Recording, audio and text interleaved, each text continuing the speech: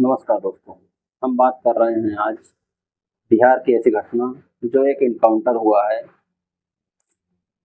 वो भी एक ऐसे व्यक्ति का जो अपने गांव के लिए कुछ करने के लिए साहस रखता था।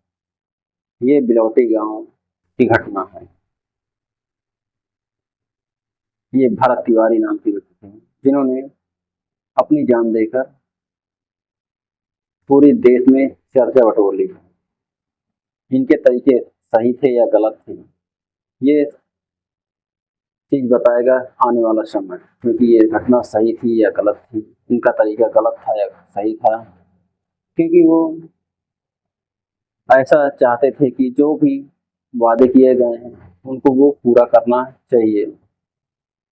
क्योंकि ये जो भरत तिवारी थे, ये एक सोशल मीडिया इन्फ्लुएंसर के रूप में काम कर रहे थे। उन्होंने पूरे गांव की कहें या आसपास के क्षेत्रीय जो प्रॉब्लम थी उनको दिखाते थे। उन्हीं से धीरे धीरे सिलसिला शुरू होकर बहुत आगे बढ़ गया। उसमें उन्होंने पहले तो अपने जिलाधिकारी व एसडीएम को अपनी जो समस्याएं थी उनसे बताया, लेकिन उनको सुनने के वाला कोई नहीं था। उनको लगा कि मैं ऐसा करूंगा तो शायद समस्या, क्योंकि इनका गांव ऐसे गंगा के तट पर था जहां पर हर साल बाढ़ आती थी। जब बाढ़ आती थी तो उनके गांव के सभी लोगों को विस्थापित कर दिया जाता था और गांव को खाली करा लिया जाता था, उनको अस्थायी निवास दिया जाता था। लेकिन बार बार यही घटना हर साल होती थी। नेताओं ने उन्हें वादे किए थे, प्रशासन ने भी वादा किया था कि हम आपको नई जगह जमीन देंगे घर बनाने के लिए। ज- जमीन तो मिली, लेकिन वो एक ऐसी जगह मिली जहाँ पर बहुत खाली था मान लो। तो वहाँ पर अगर बारिश होती, अगर लोग घर बनाते, फिर वो रुक जाते, फिर वहाँ पर समस्या हो जाती। क्योंकि यहाँ पर जो गंगा नदी का बहुत किनारा था, वहाँ पर एक सर्कल रूप में बन जाता था, वहाँ पर बाढ़ आ जाती थी।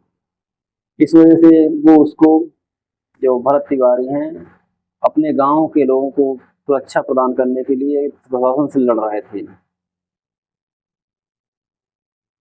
अब जो समय आ रहा है, फिर बारिश वाला आ रहा है, इस वजह से वो चाहते थे कि हमारे गांव को इन समस्याओं से दोबारा ना जूझना पड़े।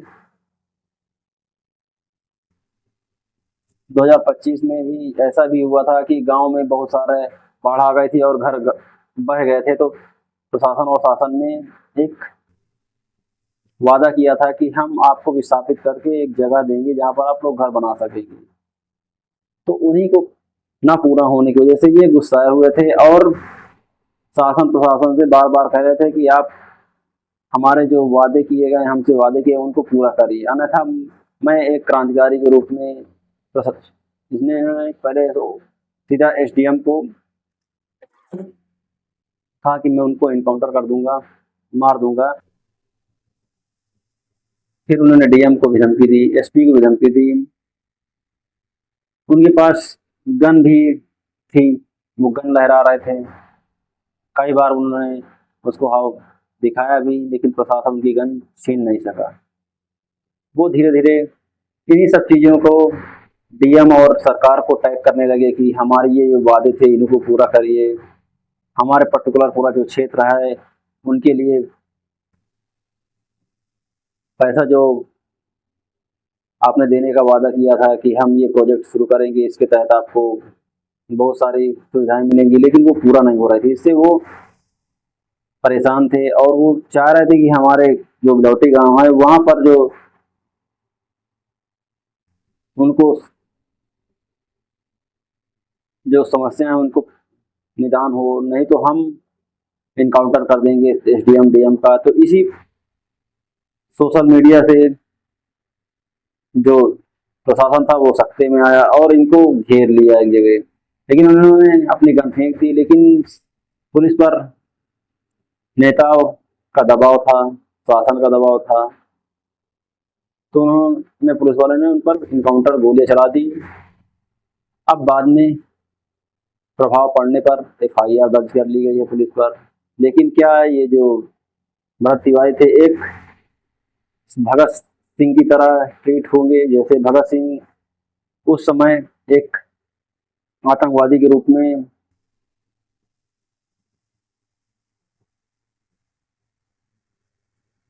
उनको ज्यादा उस समय तवज्जो नहीं दी गई थी, लेकिन बाद में उनको एक क्रांतिकारी का दर्जा मिला। इसी प्रकार भरत तिवारी भी शायद उनके गांव के लोग उनको एक भगत सिंह के रूप में ही प्रयास कर रहे हैं कि उन्होंने हमारी घटनाएं उठाई और शायद हमको उन्हीं की वजह से तमाम सारी दिक्कतों से दूर करने के लिए प्रयासरत थे। लेकिन प्रशासन ने उनको चाहे मान लो गलती से मारा या प्रशासन बिना कुछ सोच समझे गलत कदम उठा लिया।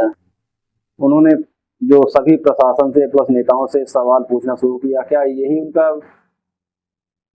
गुनाह बन गया, या उनका जो पूछने का जो नजरिया था या कहें तरीका था वो भी गलत था, क्योंकि जो सवाल उठा रहे थे वो तो लाजमी ही थे।